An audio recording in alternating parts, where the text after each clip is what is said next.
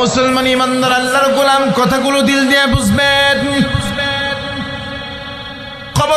কবরের উপরে যে ব্যক্তি আছে তাকে ডাক দিয়ে বলতেছে, ও গো আল্লাহর গোলাম, আমি 400 বছর ধরে এই কবরের ভিতরে দাঁড়িয়ে দাঁড়িয়ে নামাজ পড়তেছি।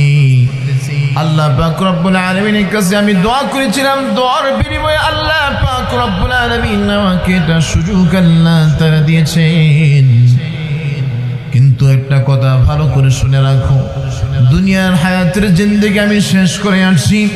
400 বছর কেন, 4000 বছর পর্যন্ত যদি আমি তার ইবাদত করি, এই ইবাদতের মূল্য আমার আল্লাহ তাআলার কাছে 1 পয়সা কানা করে কোনো দাম আল্লাহ তাআলার কাছে নাই। কিন্তু আল্লাহ পাক রব্বুল আলামিন যেন হায়াত নামক ঝুরি যেটা তোমাকে দিয়েছেন, মূল্যবান সময় হায়াত যেটা আল্লাহ পাক রব্বুল আলামিন তোমাকে দান করেছেন, ওই হায়াতের জিন্দেগির ভিতরে তুমি এখনো আছো। ওই হায়াতের জিন্দেগির ভিতরে একবার সুবহানাল্লাহ তুমি যেটা বলেছো, এই একবার সুবহানাল্লাহর মূল্য এই 400 বছর ইবাদত করার চাইতে বেশি।